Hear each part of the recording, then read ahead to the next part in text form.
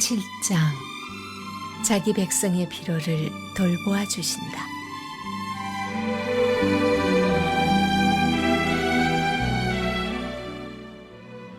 예수께서 사람들에게 말씀을 마치시고 가버나움으로 가셨다. 그곳에 있는 어떤 로마군 지휘관의 종이 죽어가고 있었다. 지휘관은 그 종을 무척 귀히 여겼으므로 그를 잃고 싶지 않았다. 예수께서 돌아오셨다는 말을 들은 지휘관은 유대인 공동체 지도자들을 예수께 보내어 오셔서 자기 종을 고쳐달라고 청했다. 그들은 예수께 가서 그렇게 해주실 것을 간절히 구했다. 이 사람은 선생님께서 요청을 들어주셔도 좋은 사람입니다. 그는 우리 민족을 사랑하여 우리에게 회당까지 지어주셨습니다. 예수께서 그들과 함께 가셨다. 그 집에 도착하려면 아직 한참을 더 가야 하는데 지휘관이 보낸 친구들이 와서 예수께 말을 전했다. 주님, 이렇게 수고하실 것 없습니다. 주님이 아시듯이 저는 그리 선한 사람이 못 됩니다. 주님이 저희 집에 오시면 제가 당황스럽고 제가 주님 앞에 직접 나서기도 그렇습니다. 그저 명령만 내리시면 저의 종이 낫겠습니다. 저도 명령을 받기도 하고 내리기도 하는 사람입니다. 제가 한 병사에게 가라고 하면 가고 다른 병사에게 오라고 하면 옵니다. 그리고 저의 종에게 이것을 하라고 하면 합니다. 예수께서 크게 놀라시며 동행한 무리에게 말씀하셨다. 하나님을 알고 그분이 일하시는 방식을 훤히 알아야 마땅한 이스라엘 백성 중에서도 이렇게 단순한 믿음은 아직 보지 못했다. 말을 전하러 온 사람들이 집에 돌아가 보니 종이 다 나아 있었다. 얼마 후에 예수께서 나인이라는 마을로 가셨다. 제자들과 꽤 많은 무리가 그분과 함께 있었다. 그들이 마을 어귀에 다다랐을 때 장례 행렬과 마주쳤다. 한 여자의 외아들을 묻으러 가는 행렬이었다. 죽은 아들의 어머니는 과부였다. 예수께서 그 여자를 보시고 가슴이 미어지셨다. 예수께서 그 여자에게 말씀하셨다. 울지 마라. 그러고는 가까이 다가가 관에 손을 대자 관을 메고 가던 사람들이 걸음을 멈췄다. 예수께서 말씀하셨다. 청년아, 내가 네게 말한다. 일어나라. 그러자 죽었던 아들이 일어나 앉아 말을 하기 시작했다. 예수께서 그 아들을 어머니에게 돌려주셨다. 모든 사람은 자신들이 지금 거룩한 신비의 자리에 있으며 하나님께서 그들 가운데서 일하고 계심을 깨닫고는 조용히 경배했다. 그러고는 떠들썩하게 감사하며 서로 큰 소리로 외쳤다. 하나님이 돌아오셔서 자기 백성의 필요를 돌보아 주신다. 예수의 소문이 온 지역에 두루 퍼졌다.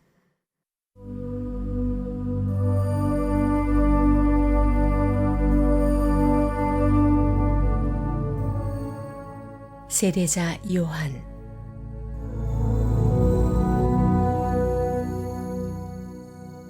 요한의 제자들이 이 모든 일을 요한에게 알렸다. 요한은 제자 가운데 두 사람을 주님께 보내어 물었다. 우리가 기다려 온 분이 선생님이십니까?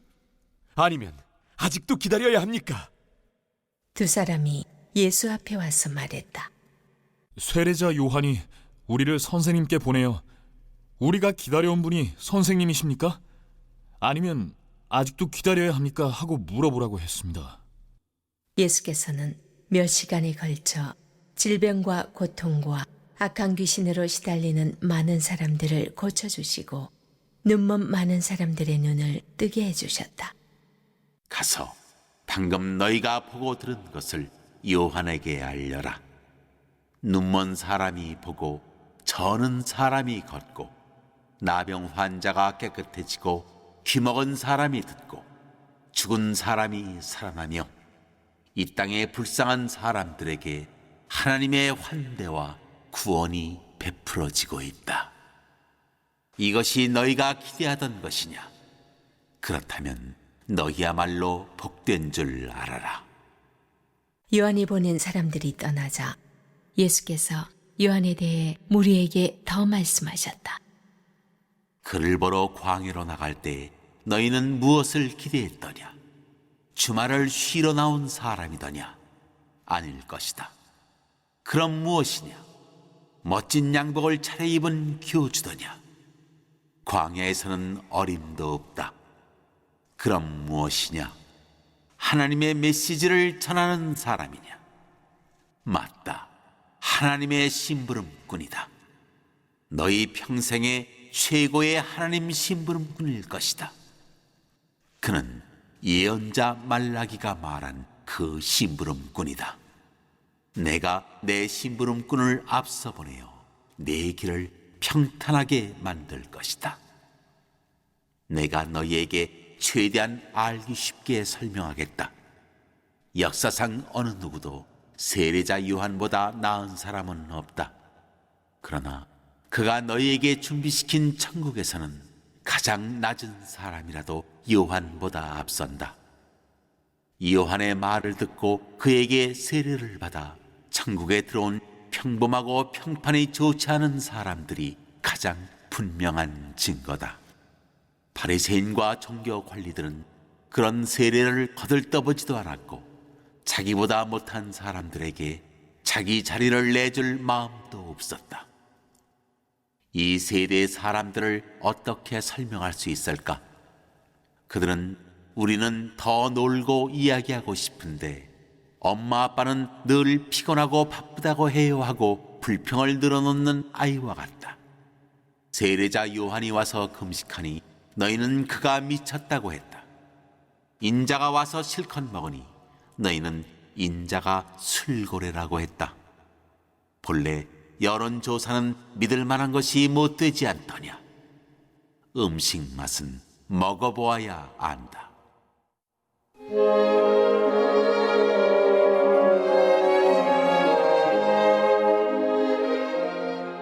그분 발에 향유를 바른 여인.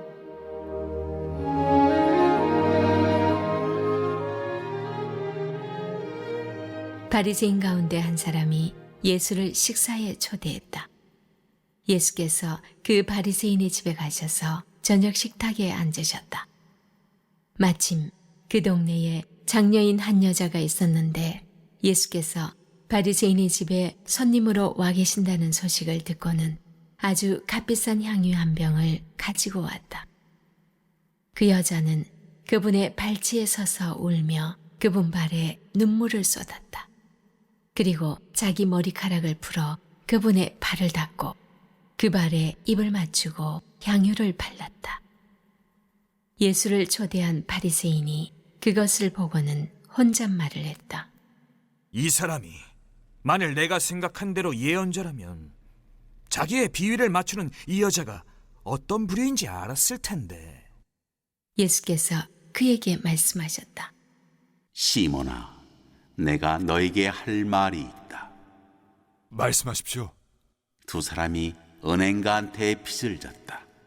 한 사람은 은화 500을 빚졌고 다른 한 사람은 50을 빚졌다. 그런데 두 사람 다 갚을 수 없는 처지인 것을 알고는 은행가가 두 사람의 빚을 없는 것으로 해주었다. 그렇다면 두 사람 중에 누가 더 감사하겠느냐? 시몬이 대답했다. 그야 더 많이 탕감받은 사람이겠죠. 예수께서 말씀하셨다. 맞다. 그리고 여자 쪽을 바라보시며 계속해서 시몬에게 말씀하셨다. 이 여자가 보이느냐? 내가 네 집에 왔을 때 너는 내게 발 씻을 물도 내주지 않았으나 이 여자는 내 발에 눈물을 쏟고 자기 머리카락으로 닦았다. 너는 내게 인사도 하지 않았으나 이 여자는 내가 도착한 때부터 내 발에 입맞추기를 그치지 않았다. 너는 기분을 상쾌하게 할 만한 것 하나 내놓지 않았으나 이 여자는 향유로 내 발에 피로를 덜어주었다. 감동적이지 않느냐? 이 여자는 아주 많은 죄를 용서받았다. 그래서 많이 감사한 것이다. 용서가 적으면 감사도 적은 법이다. 그러고 나서 예수께서 여자에게 말씀하셨다. 내가 네 죄를 용서한다. 그러자 식탁에 있던 손님들이 그분이 듣지 않는 데서 말했다. 자기가 누구라고 죄를 용서한단 말인가? 예수께서 그들을 무시하고 여자에게 말씀하셨다. 네 믿음이 너를 구원했다.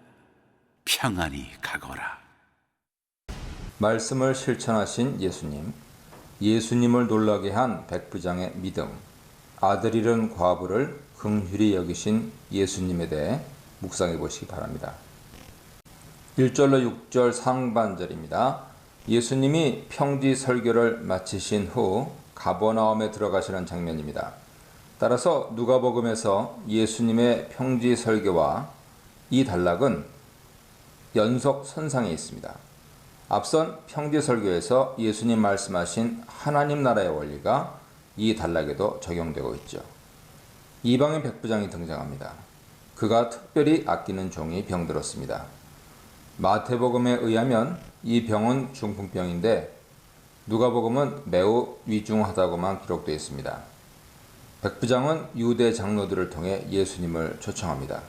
그도 병자를 치유하신 예수님 소문을 들었기 때문이죠. 장로들이 백부장 종을 위해 예수님께 간청합니다. 간절히라는 말은 백부장이 유대인들에게 얼마나 우호적이었는지 짐작할 수 있는 표현입니다. 먼저 장로들은 백부장이 유대인들에게 어떤 좋은 일을 했는지 설명합니다. 그는 유대 민족을 사랑했을 뿐 아니라 유대인들을 위해 회당을 건설했습니다.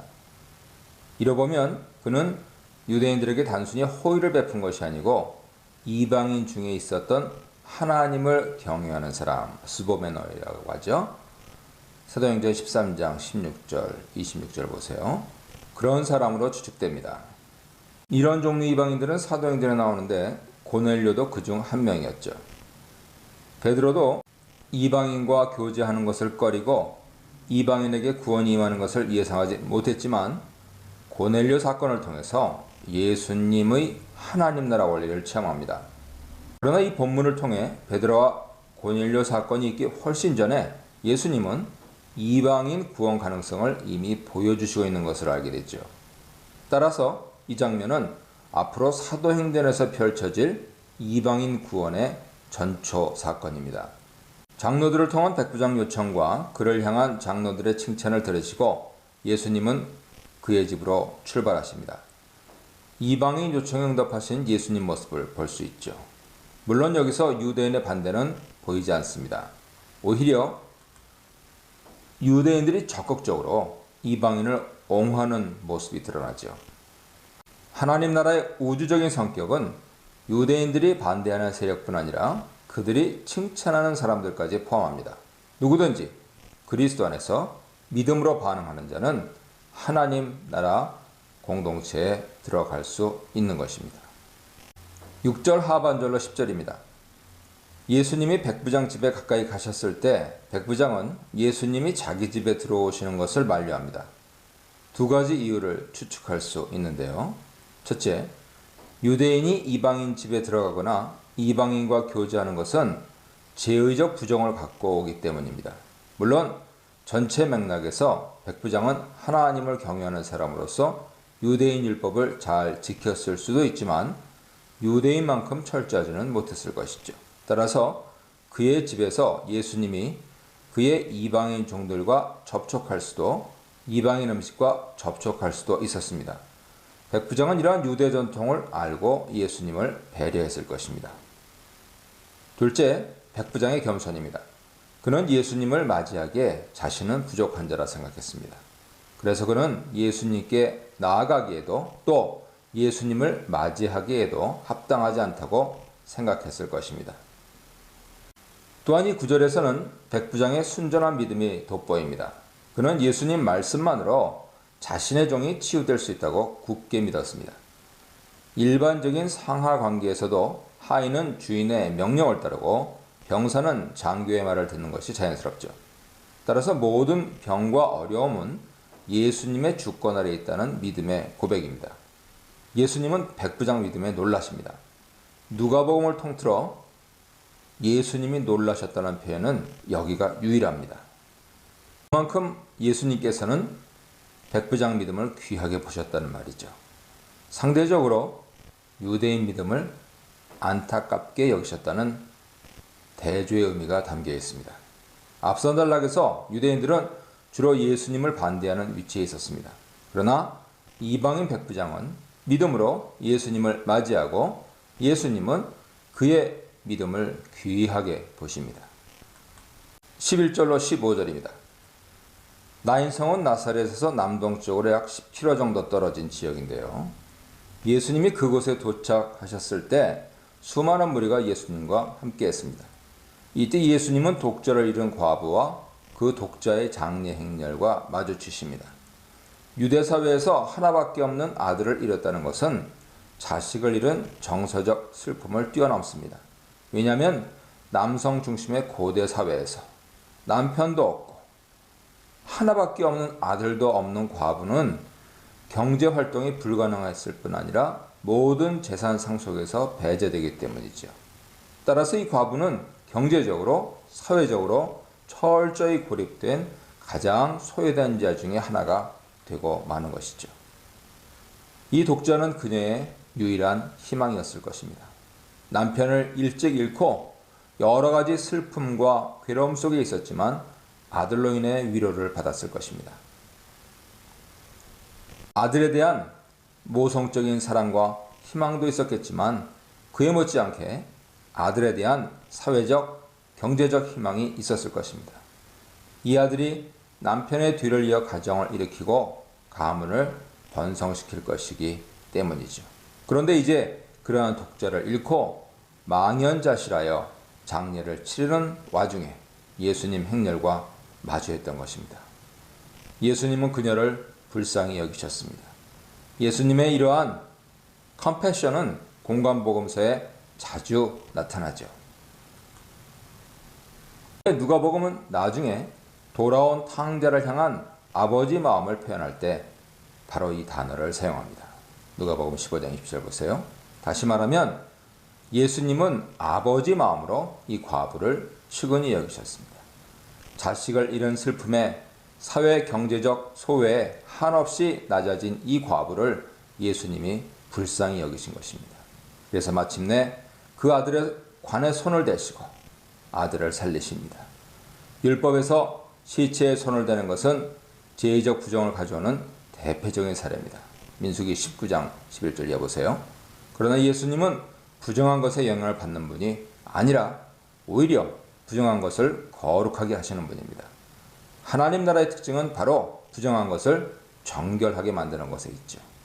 이러한 하나님 나라의 특징은 앞서 이미 언급된 바 있습니다. 세리와 죄인들의 잔치에 참여하시면서 중풍병자를 고치시면서 예수님은 죄인을 의인으로 부정한 자를 정결한 자로 만드셨습니다. 따라서 이제 모든 생각과 행동은 예수 그리스도 안에서 재해석되고 재정의되는 그 새로움의 길에 들어선 것입니다.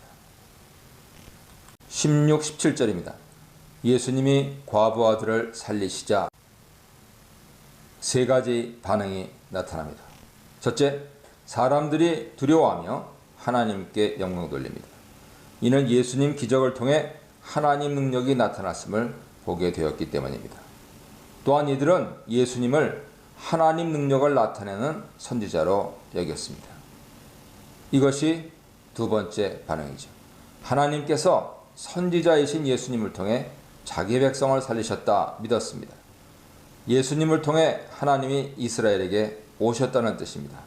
예수님의 기적을 통해 하나님의 구원하는 능력이 나타났다는 뜻입니다. 이미 1장에서 사가랴 예언을 통해 암시된 바 있지요.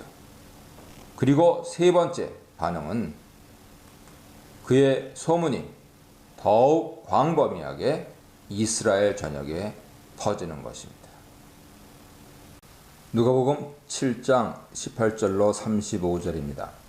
기대하고 있는 메시아, 이미 오신 메시아, 가장 큰 선지자, 가장 작은 선지자, 울지도 않고 웃지도 않는 사람들에 대해 묵상해 보시기 바랍니다. 18절로 20절입니다. 요한의 제자들이 예수님 사역을 요한에게 보고합니다. 예수님은 앞서 백부장 종을 고치셨고 나인성 과부 아들을 살리셨습니다. 우리가 보기에는 엄청난 메시아 능력이지만 세례 요한은 당혹스러웠습니다. 마태복음에 의하면 세례 요한은 지금 감옥에 있습니다. 요한이 보기에 이스라엘은 여전히 고통 가운데 있고 자신은 초라하게 감옥에 갇혀 있습니다. 요한 짐작으로는 예수님이 만약 메시아시라면 어서 속히 하나님 나라를 세우고 악인들을 심판하셔야 했습니다. 구약의 다양한 종말론 예언은 예수님의 초림과 재림을 구분하지 않습니다. 종말론 환상을 예언할 뿐이죠. 예를 들어 이사야 11장 1절로 11절은 다윗의 자손 메시아가 왔을 때 일어날 다양한 현상을 소개합니다. 그러나 예수님 초림에는 이러한 종말론 예언이 부분적으로만 나타납니다. 이러한 부분적 성취 때문에 세례 요한조차 예수님의 메시아 정체성에 의문을 가졌던 것이죠. 그래서 자신의 제자들을 예수님께 보내 그의 정체성에 대해 질문합니다. 예수님의 초림과 재림을 구분할 수 없었기 때문이지요. 오실 그분은 요한이 메시아 오심을 간절히 기다렸다는 것을 반증합니다. 실제 그는 자기 뒤에 메시아가 오실 것이라 분명히 믿고 있었습니다. 자신은 곧 오실 메시아 길을 준비하는 자로 알고 있었습니다. 그리고 이제 예수님을 그 메시아로 알고 기대와 소망을 품고 있었던 것 같습니다. 그런데 그 시기가 더디 온다고 생각해서 제자들을 보내 예수님 정체성에 대해 질문한 것입니다. 21절로 23절입니다. 요한 제자들이 예수께 와서 요한 질문을 전달할 때 예수님은 다양한 치유 사역을 하고 계셨습니다. 예수님은 요한 질문에 자신이 메시아라고 직접 대답하시기보다 자신의 사역이 정체성을 증명하고 있음을 보여주십니다. 그의 다양한 사역은 누가복음 전체에 걸쳐 나타나지요. 맹인이 보고 못 걷는 사람이 걸으며 나병 환자가 치유되고 귀먹은 사람이 들으며 죽은 자가 살아나며 가난한 자에게 복음이 전파됩니다. 이러한 예수님 사역은 이사야 29장 18절, 35장 5절, 42장 18절을 생각나게 합니다. 특히 눈먼 자가 눈을 뜬다는 사실이 계속 반복해서 나타납니다. 이는 이사야서에서 예언한 메시아 시대 종말론 현상의 중요한 특징이죠. 예수님은 사람들이 자신을 거절하지 않고 메시아로 영접할 때 그것이 복되다고 하십니다. 24절로 30절입니다. 요한 제자들이 떠나고 예수님은 사람들에게 광야에서 활동하던 요한을 언급하며 칭찬하십니다. 먼저 광야에 있는 바람에 흔들리는 갈대를 언급하시죠. 갈대가 바람에 흔들리는 모습은 광야에서 어렵지 않게 볼 수 있는 장면입니다. 중요하지 않은 흔한 물건을 상징하죠. 세례 요한은 그런 인물이 아니라는 뜻입니다. 그 다음으로 부드럽고 화려한 옷 입은 사람을 언급하십니다. 아주 중요한 인물을 가리키시죠. 그러나 광야에는 그러한 인물이 없습니다. 그런 인물은 왕궁에 살죠. 따라서 광야에서 사람들이 만났던 요한은 화려한 옷을 입지는 않았지만 하나님 나라 관점에서 볼 때 아주 중요한 인물입니다. 그를 선지자라 일컬으십니다. 그는 선지자일 뿐 아니라 다른 선지자보다 더 훌륭합니다. 훌륭하다는 말은 뛰어나다 혹은 더 위대하다는 뜻입니다. 다른 선지자들과 달리 세례 요한은 예수님을 직접 보고 그를 직접 증언한 선지자죠. 예수님의 길을 가장 직접 예비한 선지자입니다. 그래서 27절은 말라기 3장 1절을 언급하는데 이는 구약에서 메시아를 예비할 선지자를 예언한 구절입니다. 요한은 바로 이를 위해 왔고 그리고 자기에게 주어진 사명에 충성했습니다. 그러나 세상 관점에서 요한은 그렇게 성공한 사역자가 아니었죠. 그는 제사장 가문에서 안정된 예루살렘 성전 계급으로 태어났지만 그것을 박차고 나와 광야에 살면서 외롭게 의롭게 주의 길을 예비한 사역자입니다. 물론 이런 그를 많은 사람들이 추종하고 존경하였습니다. 심지어 그를 그리스도로 착각하는 사람도 있었죠. 그러나 곧이어 감옥에 갇히게 되고 그는 결국 헤롯에 의해 목배임 당합니다. 하지만 하나님 관점은 어떨까요? 하나님은 천사를 통해 사가랴에게 그의 아들 세례 요한이 위대한 하나님의 사람이 될 것이라 예언하셨습니다. 그리고 이 구절에서 예수님은 세례 요한을 가리켜 모든 선지자보다 더 뛰어나다고 극찬하십니다. 여자가 낳은 어떤 사람보다 더 위대하다고 하십니다. 여자가 낳은 자는 모든 사람을 가리키죠. 그러나 여기서 예수님은 제외됩니다. 예수님은 앞서 이미 요한보다 크다 일컬어 주셨습니다. 예수님을 제외한 모든 사람 중에 요한은 가장 위대한 인물로 묘사됩니다. 극히 작은 자는 하나님 나라의 구성원을 가리키죠. 이제 예수님 믿고 하나님 나라 은혜를 맛본 자는 아무리 작은 자라 할지라도 세례 요한보다 크다 하십니다.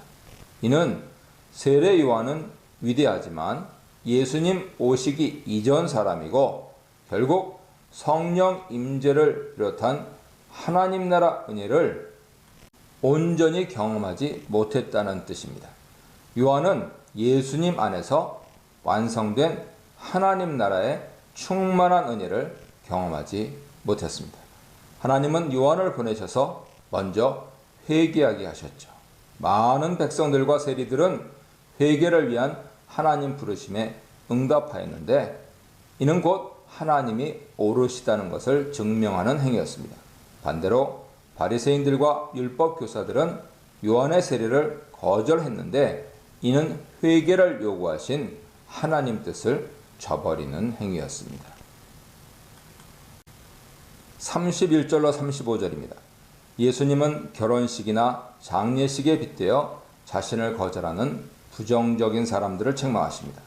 이 세대 사람들은 마치 결혼식에서 즐거워하지 않는 사람들과 같습니다. 피리를 불고 온갖 흥겨운 음악이 있지만 전혀 반응하지 않습니다. 또한 그들은 장례식에서 슬퍼하지 않는 사람들과 같습니다. 애통하는 애가들이 흘러나오는데도 그들은 장례식에 좀처럼 진심으로 참여하지 않습니다. 이들은 세례 요한을 통해 회개를 촉구하시는 하나님 뜻을 거절했습니다. 그들은 오히려 세례 요한과 예수님을 비판합니다. 세례 요한의 절제와 금욕 생활을 보며 귀신 들렸다고 비난합니다. 반대로 예수님이 오셔서 세리와 죄인들의 잔치에 참여하며 교제하는 것을 이제는 부정한 자라고 비난합니다. 그들은 정반대 이유로 각각 세례 요한과 예수님을 거절합니다. 이것은 곧 그들이 하나님을 거절한 것이요 하나님의 뜻을 거스르는 것입니다. 결국 그들은 하나님 나라에서 제외된 자들입니다. 반대로 하나님이 보내신 자를 영접하고 순종하는 것은 지혜의 자녀와 같습니다. 지혜와 지혜의 자녀들이 나오죠. 이 구절에서 지혜는 하나님의 말씀, 하나님의 뜻이라 할 수 있습니다. 지혜의 자녀들은 하나님의 말씀을 듣고 하나님의 뜻에 순종하는 자들을 가리킵니다. 지혜는 지혜의 자녀들에 의해 옳다는 것이 증명됩니다. 29절 말씀을 생각나게 하죠. 29절에서 요한의 세례를 받아들인 백성과 세리들은 하나님이 옳다는 것을 증명하고 있는 것처럼 마찬가지로 예수님의 말씀을 듣고 따르는 사람들은 또한 하나님이 옳다는 것을 증명하게 됩니다. 누가복음 7장 36절로 50절입니다. 바리새인의 냉대, 죄인인 여인의 환대, 예수님의 여인 환대에 대해 묵상해 보시기 바랍니다. 36, 39절입니다. 한 바리새인 예수님, 한 죄지은 여자가 등장합니다. 바리새인의 이름도 없고 죄지은 여자 이름도 나타나지 않습니다. 물론 바리새인 이름은 나중에 시몬이라 밝혀지죠. 이 단락 서두에는 한 바리새인이 예수님을 초대했고 한 죄지은 여인이 등장해서 예수님께 향유를 부은 사건에만 초점을 맞춥니다. 죄 용서와 감사라는 주제를 강조하려는 의도인 것 같습니다. 바리새인이 예수님을 왜 초대했는지 배경 설명은 없습니다. 예수님을 온전히 따르고 헌신했던 것은 아닌 것 같습니다. 그렇다고 악의를 가지고 의도적으로 접근했을 가능성은 희박합니다. 예수님을 선생님으로 부르며 또 말씀을 듣고 있는 것으로 보아 악의를 가졌다고 볼 수는 없습니다. 예수님에 관한 소식을 듣고 예수님이 누구신지 궁금해하지 않았을까 추측됩니다. 그렇다면 예수님은 왜 바리새인 초대에 응하셨을까요? 누가복음은 바리새인의 초대에 응하시는 예수님 모습을 이 구절 외에 다른 구절에서도 묘사합니다. 11장 37절 보세요. 또한 예수님은 다른 식사 초대에도 응하십니다. 레위 잔치에도 참여하시고 마르다 집에도 가시고 삭개오 집에서 하는 식사 교제는 먼저 얘기를 꺼내십니다. 누가복음이 사회 약자와 소외된 자에 대한 예수님의 배려를 강조하지만 실제로 예수님은 모든 사람들과 교제하시고 그들에게 하나님 말씀을 전하신 것입니다. 모든 사람이 죄인으로 아는 한 여자가 예수님 발에 향유를 붓고 머리털로 발을 닦고 그 발에 입을 맞춥니다. 이 당황스러운 상황을 예수님은 피하지 않으십니다. 눈물 흘리며 자기 발을 닦는 여인의 심정을 아시는 듯합니다. 이 여인의 이러한 행동은 감사 표현이기 때문이죠. 자신의 죄가 용서받은 것에 대한 감사 표현으로 이 여인은 매우 이례적이지만 감동적인 모습을 보이고 있습니다. 그러나 이를 알지 못하는 바리새인은 마음속으로 예수님을 의심합니다. 죄를 지은 부정한 여인이 자기에게 접촉하는 것을 예수님이 가만히 놔두고 계시기 때문이죠. 예수님이 구약의 정결예법을 무시하거나 아니면 이 여인이 부정하다는 사실을 모른다고 생각했습니다. 바리새인은 예수님이 부정한 것을 거룩하게 만드시는 분인 줄 몰랐습니다. 부정한 사람의 영향을 받는 것이 아니라 오히려 영향을 끼치는 분인 줄 몰랐습니다. 40절로 43절입니다. 예수님은 바리새인의 생각을 꿰뚫어 보시고 마침내 그 이름을 부르십니다. 그리고 빛과 탕감을 예로 들어서 예수님의 죄 용서를 설명하십니다. 각각 500데나리온과 50데나리온의 빚을 진 사람이 그 빚을 탕감받았을 경우 누가 더 감사하겠느냐 질문하십니다. 예수님은 시몬에게 질문하시고 그가 직접 판단하게 하십니다. 질문과 대답 형식을 빌려 예수님이 왜 여인 행동을 만류하지 않으시는지 그 이유를 분명하게 설명하십니다. 여인의 행동의 정당성 그리고 시몬 행동의 부적절함을 효과적으로 지적하십니다. 빚을 많이 탕감받은 사람이 더 많이 감사할 것이라는 일반적인 이치를 가지고 예수님은 시몬에게 여인의 행동을 칭찬하십니다. 또한 그렇게 하지 않은 시몬을 책망하십니다. 많은 빚을 탕감받은 자가 많이 사랑하기 때문이지요. 44절로 47절입니다. 예수님은 세 가지 면에서 여인 행동과 시몬 행동을 대조하십니다. 첫째, 발 씻는 측면에서 시몬은 어떤 물도 제공하지 않았지만 여인은 눈물로 예수님 발을 씻고 머리털로 닦았습니다. 시몬은 예수님을 초대했지만 환대한 것은 아니었습니다. 반드시 발 씻을 물을 제공해야 하는 것은 아니지만 일반적으로 손님이 왔을 때 손님이 발을 씻도록 편의를 봐주는 것은 가장 기본적인 환대였습니다. 발을 씻는 것은 위생과 제의 정결을 목적으로 하였죠. 둘째, 시몬은 예수님과 입 맞추지 않았지만 여인은 예수님의 발에 입을 맞추었습니다. 시몬은 예수님을 선생님으로 알고 맞이했습니다. 그에게 예수님을 향한 적대적 모습은 없었습니다. 그러나 상호 호의와 평화를 상징하는 입맞춤은 하지 않았지요. 하지만 여인은 씻지 않은 예수님 발에 입을 맞추면서 예수님에 대한 존경과 감사를 표현했습니다. 셋째, 감람유를 붓는 행위도 마찬가지입니다. 시몬은 예수님 머리에 감람유를 붓지 아니하였지만 여인은 사랑과 존경의 마음을 담아 예수님 발에 향유를 부었습니다. 예수님은 그녀가 한 행동의 동기를 죄사함에서 찾으십니다. 그녀가 죄 용서받은 것이 많기 때문에 많은 감사를 나타낸다 하십니다. 부정한 여인과 접촉하는 예수님을 비판적 시각으로 보고 있는 시몬에게 예수님은 오히려 그의 죄를 지적하십니다. 시몬이 예수님을 적극적으로 환대하지 않고 적극적으로 감사를 표현하지 않은 이유는 그가 예수님 주시는 죄 용서의 은혜를 모르기 때문입니다. 예수님은 시몬에게 적게 사랑한다고 하셨지만 문맥으로 볼 때 시몬은 예수님의 죄 용서 은혜를 모르는 것 같습니다. 반면에 여인은 죄 용서의 은혜를 깊이 체험하였으므로 예수님을 향한 적극적인 감사 표시를 합니다. 48절 50절입니다. 예수님은 여자에게 뇌 제사함을 받았느니라 하셨습니다.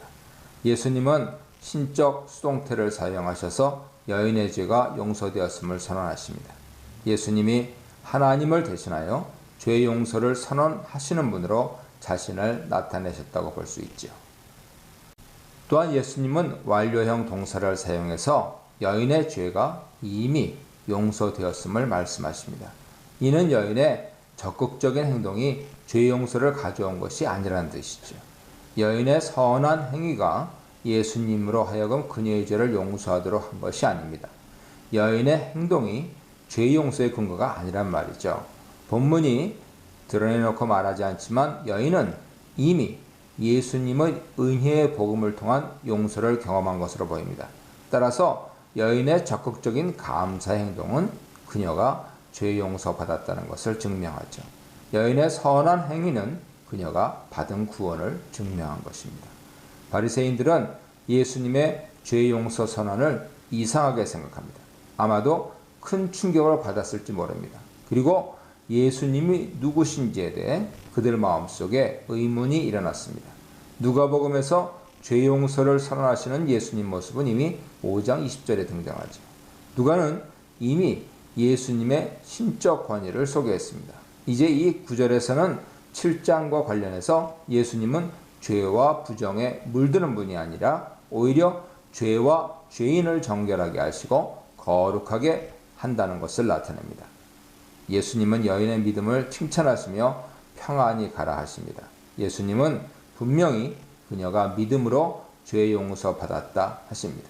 그녀의 사랑, 즉 그녀의 감사하는 행동이 구원을 가져온 것이 아니라 믿음으로 구원을 받았다고 하십니다. 그리고 평안히 가라고 말씀하십니다. 죄 용서받은 여인은 구원을 받은 자이고 결국 평화를 가진 자로 묘사되죠. 예수님은 죄 용서, 구원, 평화를 주시는 분으로 묘사됩니다.